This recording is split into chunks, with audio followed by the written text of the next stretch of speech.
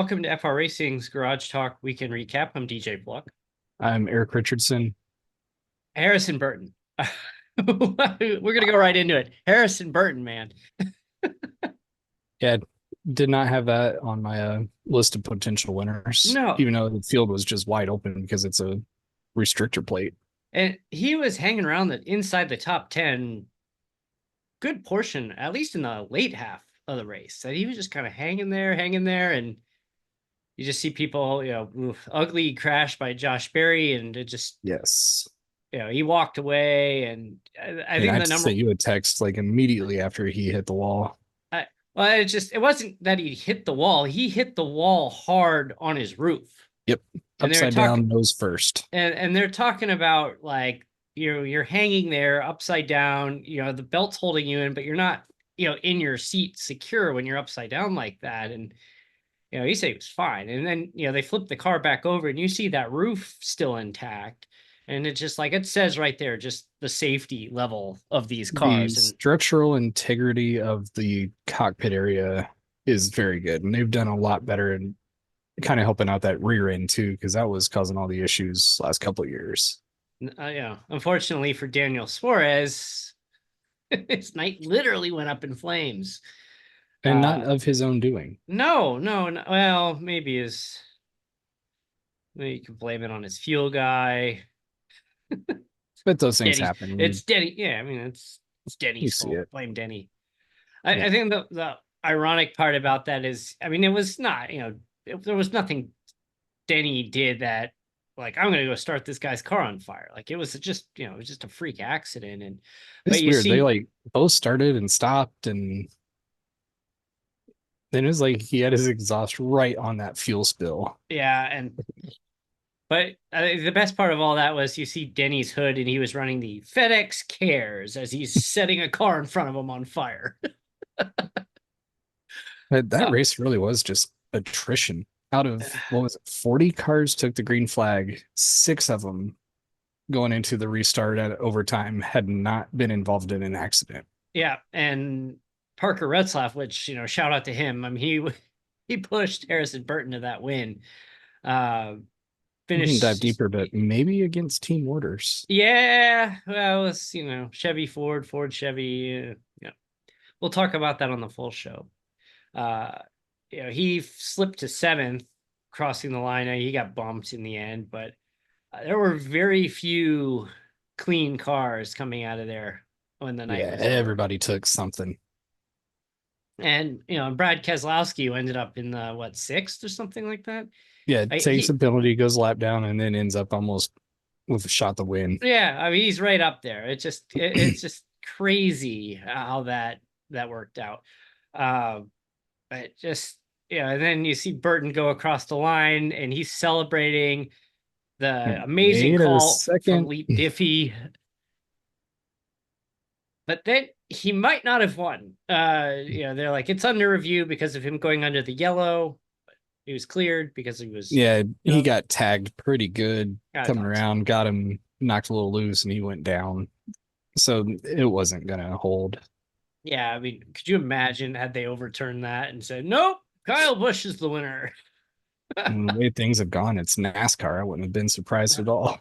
Right. And Leigh Diffey comes out and has like an iconic moment. Show Jeff Burton just watching his son win a cup race, and they show crossing the finish line, and you see Jeff Burton just punching air, punching his fist in the air. Well, I mean, it probably wasn't that close, but it looked like he was about to punch Leigh Diffey out in the process. Reminds you of DW watching Michael Waltrip win at Daytona. The best part, though, is when they called him up on the radio, and he's like, Harrison Burton, this is Dad. Swears on live TV, and it was great. It was such a great moment. It was just, we'll dive into this. We've talked about this a lot with the 34th place guy, whatever he was. Yeah, we'll dive into that playoff impact because that was a substantial win on multiple levels. Can you imagine if Dylan wouldn't have been penalized? Then you would have Dylan in back-to-back well, not back to back, but 2 races out of the last 3, you have Dillon jumping in, and then you'd have Burton jumping in. But oof, Yeah, we'll see what happens at Darlington. I mean, it's for like Bubba Wallace, it's win or you're not making it. So Yeah, same with Ross Chastain. Kyle Busch is right there. There's a lot of people that might get left out. and we're almost out of time already, but we didn't even get into Formula One or IndyCar. We'll talk about that on the full show, but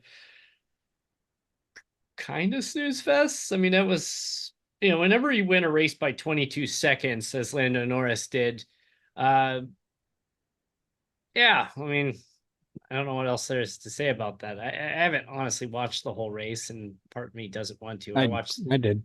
I watched the race. F1 TV has the race in 30. They basically chop it into a 30-minute clip. And I only need 5 minutes for it. yeah, I was kind of starting to watch that. So I'll finish that up before our main show this week. And yeah, I think the race kind of verified that Red Bull needs to do some work. yeah, they're not They invincible. are not keeping up. I did not expect them to fall off as quickly as they did. When they're that dominant last year, coming in, and even the first few races this year. Yeah, it's just like, okay, no one's going to knock them off their perch. And now it's like they look human. I can see that's also why Checo still has a job, because you're not bringing anybody else in that's going to get better performance out of it than he is. And you have to, credit too to Lando Norris. You got a 22-second win. It's not just, okay, the Red Bulls underperformed. Max was fine. He finished second. Look at behind him, like. Yeah, they just didn't have performance. Ferrari back on the podium again. So that actually, I think this is Charles Leclerc's first podium since winning Monaco, I believe. Could be. I want to say pretty much been dominated by McLaren and Max here for a while. And Mercedes in there. Yeah, they've been up there.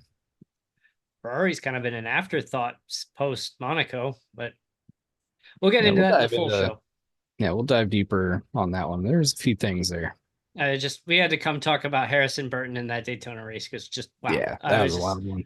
And the people largely, the feedback of Leigh Diffey was really good. I think Leigh is a phenomenal commentator. It's a bummer for IndyCar that they've lost him.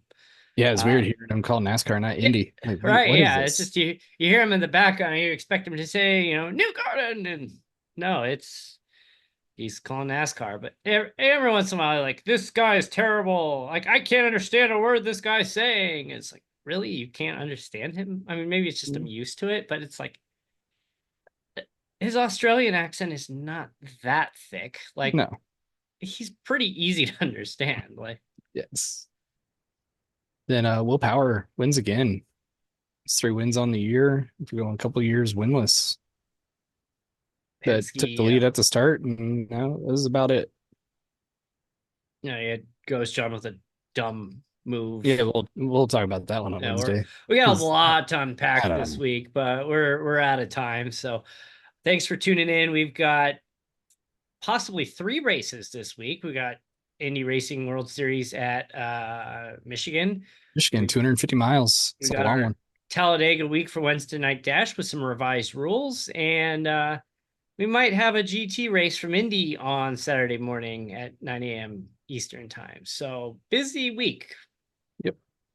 It'll be fun though. All right. So thanks for tuning in, and we'll see you. Make sure you tune in on Stadium Scene TV Tuesday, Wednesday, and Saturday for racing, and we'll see you at the end of the week for the full show. Yep. Thanks for watching. Take care.